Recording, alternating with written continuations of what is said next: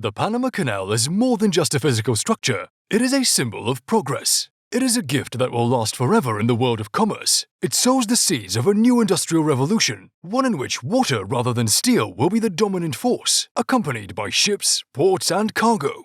The Panama Canal is a 51-mile-long waterway that is one of the greatest and most complex engineering projects ever completed. It links the Atlantic and Pacific Oceans, letting ships bypass the natural waterways between North and South America and circumnavigate Cape Horn, cutting the voyage between the two continents by 9,000 miles. The locks were surrounded by coverts. The latter used gravity to reduce the water level in and out of the former. As a result, the three locks along the canal path raise ships 85 feet above sea level, with the man-made Gatun Lake in the center as the destination. All the equipment and machinery is powered by electricity and controlled by a control board. The project is considered to be one of the 7 wonders of the world by civil engineering organizations. In 1534, Charles V, Holy Roman Emperor and King of Spain, was persuaded that building the canal through the Isthmus of Panama would give him a strategic edge against the Portuguese. Despite the fact that it took almost 4 centuries for his vision to become a reality, the Panama Canal has significantly shortened sailing distances. It not only saves money and time for ship owners and operators, but also contributes to the reduction of CO2 emissions, which in turn helps the shipping industry decrease its carbon footprint. Even though the French began construction more than a century ago, they were hampered by increasing expenses, sickness, and difficult environmental conditions. After Panama gained independence from Colombia and signed a treaty with the United States, the project was given the green light once more, and laborers, primarily from the Antilles, set about completing the mammoth construction.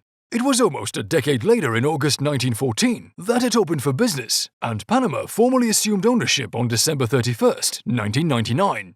Before that, boats had to travel all the way down to South America in order to reach the other oceans, which gives you an idea of why it is considered to be one of the greatest engineering feats of all time. Since 1904, a total of 56,307 people from various countries have been employed on the project. More than 1 million ships have traveled through the canal in the last century alone. On a typical day, 35 vessels pass by, and in a year, a total of 13,000 ships take the shortcut. Originally, America intended to construct the canal in Nicaragua rather than Panama. In the 1800s, the United States, which desired a canal connecting the Atlantic and Pacific Oceans for commercial and military reasons, deemed Nicaragua a more viable location than Panama for the construction of the canal. In part because of the work of Philippe Jean Bonavaria, a French engineer who had been engaged in both of France's canal projects, that perspective began to alter. As early as the 1890s, Bonavaria began pushing American legislators to purchase the French canal assets in Panama. He ultimately persuaded many members of Congress that Nicaragua's volcanoes were a threat and that Panama was a safer option. In 2007, construction began on a $5.25 billion expansion project that will allow the canal to accommodate post-Panamax ships, which are vessels with dimensions greater than those of the so-called Panamax vessels, built to fit through the canal's locks, which are 110 feet wide and 1,000 feet long. The enlarged canal will be able to accept cargo vessels carrying 14,000 20-foot containers, which is roughly 3 times the quantity of goods allowed through now. The project was finished in 2015. It entailed the construction of a new, bigger set of locks, as well as the extension in depth of existing navigational channels. Even though the new locks will be able to accommodate many contemporary ships, they will still be insufficiently large to accommodate the world's largest container ships, such as the Maersk Triple E class ships, which measure 190 feet wide by 1,312 feet long and have a capacity of 18,000 20-foot containers. It was difficult for canal builders to overcome a multitude of challenges, including difficult terrain, hot and humid weather, excessive rain, and the presence of widespread tropical illnesses.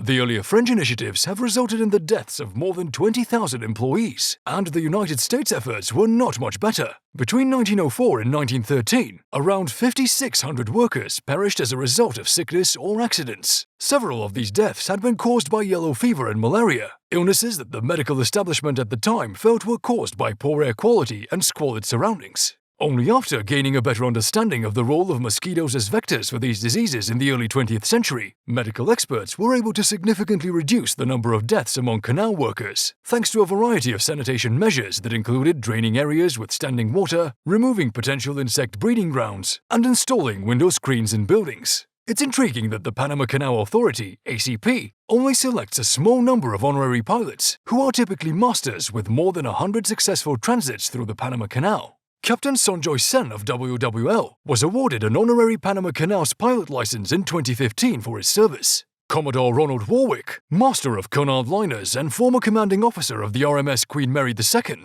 has been named honorary pilot of the Panama Canal by the ACP for having crossed the canal more than 50 times in his career. Every year, the Panama Canal generates around $2 billion in income. Small vessels pay only $100 in passage tolls, whereas huge passenger and cargo ships pay hundreds of thousands. Tolls are determined not just by the size of the vessel, but also by the sort of cargo it transports. Although the typical toll is in the $50,000 range, the Norwegian Pearl cruise liner paid $375,600 in 2010 for the costliest voyage, which was paid by the ship. It was a swimmer who paid the lowest toll of all time. Richard Halliburton, an American brave adventurer, swam the length of the Panama Canal in 1928, becoming the first person to do it. Because of his weight of 68 kilograms, he was charged a crossing toll of 36 cents, which he refused to pay and instead walked away. What are your thoughts about this mega project? Thank you for joining us today. I hope you enjoyed sticking with us, and if so, then give this video a thumbs up and ring the notification bell button for our latest updates. If you have any ideas for topics you'd like us to cover, please let us know. Thank you for watching. I'll see you next time.